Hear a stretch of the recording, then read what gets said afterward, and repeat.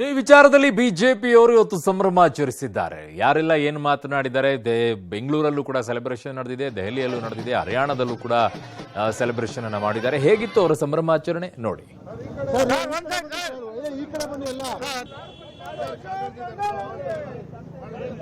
ಹರಿಯಾಣದಲ್ಲಿ ಭಾರತೀಯ ಜನತಾ ಪಾರ್ಟಿಯ ಸರ್ಕಾರ ಸತತವಾಗಿ 3ನೇ ಬಾರಿಗೆ ಇವತ್ತು ಅಧಿಕಾರಕ್ಕೆ ಬರ್ತಾ ಇರ್ತಕ್ಕಂಥದ್ದು. ಒಂದು ಹ್ಯಾಟ್ರಿಕ್ ಸಾಧನೆಯನ್ನ ಅಲ್ಲಿ ಬಿಜೆಪಿ ಸಾಧನೆ ಮಾಡಿರ್ತಕ್ಕಂಥದ್ದು. ಹರಿಯಾಣ ರಾಜ್ಯದಲ್ಲಿ ಕಾಂಗ್ರೆಸ್ ಪಕ್ಷದವರು ಬಹಳಷ್ಟು ಪಿತೂರುಗಳನ್ನ ಮಾಡಿದ್ರು. ಕಾಂಗ್ರೆಸ್ನವ್ರು ಏನೇ ತಿಪ್ಪರ್ಲಾಗ ಹಾಕಿದ್ರು ಸಹ ಕಾಂಗ್ರೆಸ್ಸಿನ ಗ್ಯಾರಂಟಿಗಿಂತ ನರೇಂದ್ರ ಮೋದಿಜಿಯವರ ಅಭಿವೃದ್ಧಿಯ ಗ್ಯಾರಂಟಿ ಬಗ್ಗೆ ಆ ರಾಜ್ಯದ ಜನ ವಿಶ್ವಾಸವನ್ನ ಮತ್ತೊಮ್ಮೆ ವ್ಯಕ್ತಪಡಿಸಿದ್ದಾರೆ. ಭಾರತೀಯ ಜನತಾ ಪಾರ್ಟಿ ಸ್ಪಷ್ಟ ಬಹುಮತದೊಂದಿಗೆ ಅಧಿಕಾರಕ್ಕೆ ಬಂದಿರತಕ್ಕಂಥದ್ದು ನಮ್ಮೆಲ್ಲರಿಗೂ ಕೂಡ ತುಂಬಾ ಸಂತೋಷವನ್ನು ತಂದುಕೊಟ್ಟಿದೆ. ನರೇಂದ್ರ ಮೋದಿಜಿಯವರ ನಾಯಕತ್ವಕ್ಕೆ ಇನ್ನೂ ಹೆಚ್ಚು ಪುಷ್ಟಿಯನ್ನು ನೀಡಿರ್ತಕ್ಕಂಥದ್ದು. ಜಮ್ಮು ಕಾಶ್ಮೀರದಲ್ಲೂ ಸಹ ಅಲ್ಲಿಯ ಫಲಿತಾಂಶ ಇವತ್ತು ಭಾರತೀಯ ಜನತಾ ಪಾರ್ಟಿ ಇವತ್ತು 30ಕ್ಕೂ ಹೆಚ್ಚು ಸ್ಥಾನಗಳನ್ನ ಗೆಲ್ತಾ ಇರತಕ್ಕಂಥದ್ದು ದೊಡ್ಡ ಸಾಧನೆ. ಅದು ಇದೆಲ್ಲನೂ ಕೂಡ ಬಿಜೆಪಿಯ ಸಂಘಟನೆ, ನರೇಂದ್ರ ಮೋದಿಯವರ ವರ್ಚಸ್ಸು, ಇವೆಲ್ಲ ಬಿಜೆಪಿಗೆ ಒಂದು ಶಕ್ತಿ ತಂದು ಕೊಟ್ಟಿದೆ.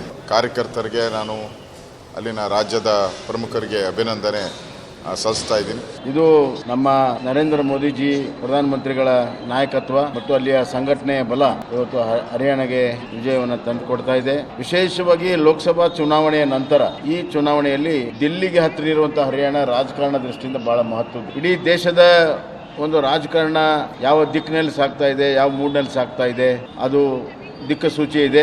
ಮತ್ತು ಕಾಂಗ್ರೆಸ್ಸಿನ ಜಾತಿ ರಾಜಕಾರಣವನ್ನ ಇವತ್ತು ಹರಿಯಾಣದ ಜನ ತಿರಸ್ಕರಿಸಿದ್ದಾರೆ. ಅವರು ಏನೆಲ್ಲವನ್ನೂ ಕೂಡ ಪ್ರಯತ್ನ ಮಾಡಿದ್ರು, ಭಾರತೀಯ ಜನತಾ ಪಕ್ಷವನ್ನ ಸಂವಿಧಾನ ವಿರೋಧಿ ಅಂತ ಬಿಂಬಿಸುವ ಪ್ರಯತ್ನ ಮಾಡಿದ್ರು, ಜಾತಿ ರಾಜಕಾರಣ ಮಾಡಿದ್ರು, ಅವೆಲ್ಲವನ್ನು ಕೂಡ ಜನ ತಿರಸ್ಕಾರ ಮಾಡ್ತಾ ಇದ್ದಾರೆ. ಹೀಗಾಗಿ ಮತ್ತೊಮ್ಮೆ ಸಬ್ಕೆ ಸಾಥ್ ಸಬ್ಕಾ ವಿಕಾಸ್ ಮತ್ತು ಶ್ರೇಷ್ಠ ಭಾರತ್ ಅಮೃತ್ ಕಾಲ್ ಈ ವಿಚಾರಕ್ಕೆ ಜನ ಬೆಂಬಲ ಕೊಟ್ಟಿದ್ದಾರೆ. ನರೇಂದ್ರ ಮೋದಿ ನಾಯಕತ್ವಕ್ಕೆ ಬೆಂಬಲ ಕೊಟ್ಟಿದ್ದಾರೆ. ಮಹಾರಾಷ್ಟ್ರದಲ್ಲೂ ಕೂಡ ಇದೇ ತರದ ಫಲಿತಾಂಶ ಬರುವಂತ ವಿಶ್ವಾಸ ನಮಗೆ. ಕಾಶ್ಮೀರ ಕಣಿವೆಯಲ್ಲಿ ಮತ್ತು ಜಮ್ಮುನಲ್ಲಿ ದೊಡ್ಡ ಪ್ರಮಾಣದಲ್ಲಿ ಮತ ಚಲಾಯಿಸೋದ್ರ ಮೂಲಕ ಯಾರಿಗೆ ಹಾಕ್ತಾರೆ ಅನ್ನೋದು ಎರಡನೇ ಮಾತು. ದೊಡ್ಡ ಪ್ರಮಾಣದಲ್ಲಿ ಮತ ಚಲಾಯಿಸೋದ್ರ ಮೂಲಕ ನಾವು ಭಾರತದ ಜೊತೆಗೆ, ಭಾರತೀಯತೆಯ ಜೊತೆಗೆ, ಸಂವಿಧಾನದ ಜೊತೆಗೆ, ಪ್ರಜಾಪ್ರಭುತ್ವದ ಜೊತೆಗೆ ಅನ್ನೋದನ್ನ ತೋರಿಸುವ ಕೆಲಸವನ್ನ ಮಾಡಿದ್ದಾರೆ. ಹಾಗಾಗಿ ನಾನು ಹೇಳಿದ್ದು ಇದು ಭಾರತದ ವಿಜಯ, ಪ್ರಜಾಪ್ರಭುತ್ವದ ವಿಜಯ ಅಂತ ಹೇಳಿ. ಹರಿಯಾಣದಲ್ಲಿ ಚುನಾವಣಾ ಪೂರ್ವದ ಬೇರೆ ಬೇರೆ ಸಮೀಕ್ಷೆಗಳನ್ನ ಸುಳ್ಳು ಮಾಡಿರ್ತಕ್ಕಂಥದ್ದು. ನಮ್ಮ ಸರ್ಕಾರ ಜನವಿರೋಧಿಯಾಗಿ ಕೆಲಸ ಮಾಡಿರಲಿಲ್ಲ. ನಮ್ಮ ಪಕ್ಷ ಮತ್ತು ನಮ್ಮ ಸರ್ಕಾರದ ವಿರುದ್ಧ ಅಪಪ್ರಚಾರ ನಡೀತು. ಆದ್ರೆ ನಮ್ಮ ಪಕ್ಷವಾಗ್ಲಿ ನಮ್ಮ ಸರ್ಕಾರ ಆಗ್ಲಿ ಕರ್ನಾಟಕದ ರೀತಿಯಲ್ಲಿ ಹಗರಣಗಳಲ್ಲೇ ಮುಳುಗೆದ್ದಿಲ್ಲ.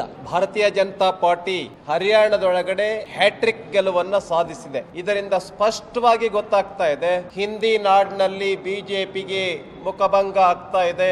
ಕಾಂಗ್ರೆಸ್ ಕಡೆ